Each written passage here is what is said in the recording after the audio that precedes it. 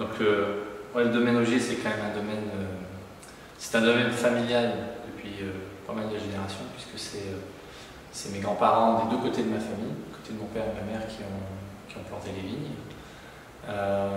Moi, je suis arrivé sur le domaine en 97, mais au départ, c'est les premières bouteilles qui sont sorties du domaine, c'est mon père qui les a produites sur le millésime 83.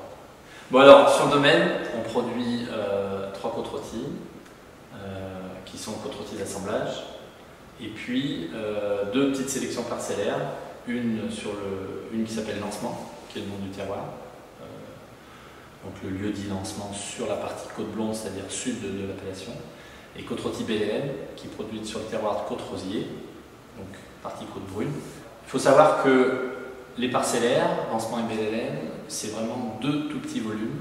Quand je dis petits volumes, c'est entre 4 et 6 barriques de chaque. Et elles sont produites que dans certains millésimes, c'est-à-dire les millésimes qui s'y prêtent.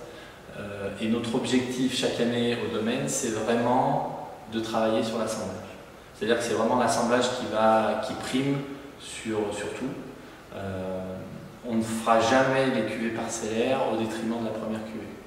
C'est-à-dire que nos meilleures vignes, qui sont bien sûr Lancement et Côte-Rosier, Côte-Rosier étant les plus vieilles vignes du domaine, puisque c'est mon grand-père qui l'a planté il y a un petit peu plus de 65 ans.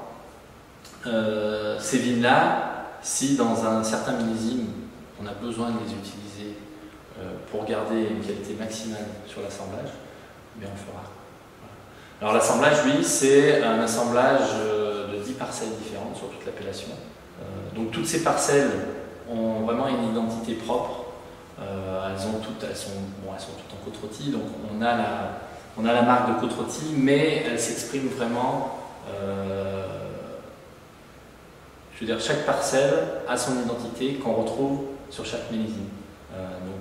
Chaque millésime différent, on va l'adapter différemment. Il y a certaines parcelles qui vont mieux ressortir que d'autres sur certains millésimes.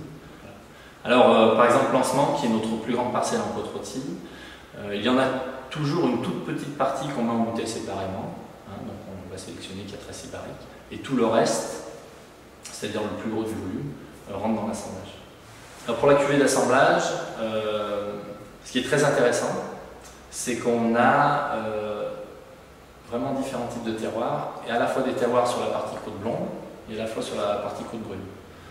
Pour résumer, on va dire que les côtes brunes amènent un peu plus vraiment la structure et l'ossature dans l'assemblage, un peu la trame du vin, et les côtes blondes vont amener vraiment toute la finesse et toute l'élégance qu'on connaît des côtes rôties. Alors Lancement prend une très très grosse place dans l'assemblage, puisque c'est un pourcentage quand même assez important, et il y aura toujours de Lancement dans l'assemblage. Par contre, c'est vrai que sur certains millésimes, on ne peut pas résister à garder quelques barriques de côté pour garder une trace de ce terroir qui est quand même assez exceptionnel. Voilà. C'est vraiment un terroir particulier, c'est un de mes terroirs préférés, parce qu'on arrive à produire sur Lancement des vins avec une très très grosse concentration.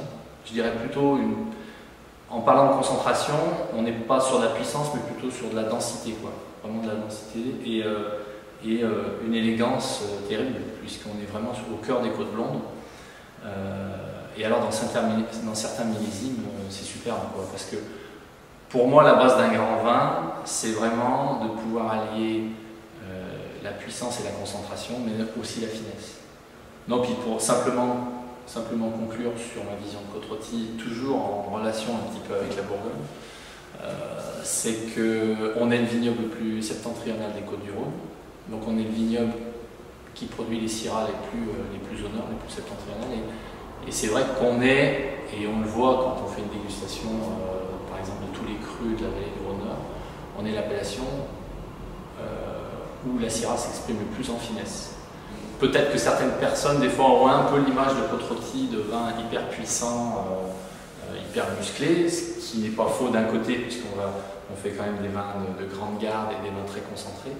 Mais la priorité est quand même l'accent à mettre sur la finesse. On a vraiment des terroirs qui nous donnent énormément de finesse. Et ça, je trouve que c'est une chance qu'on a en côte rôtie, et c'est ce qui fait la particularité du vignoble et qui fait la richesse et la renommée de côte rôtie.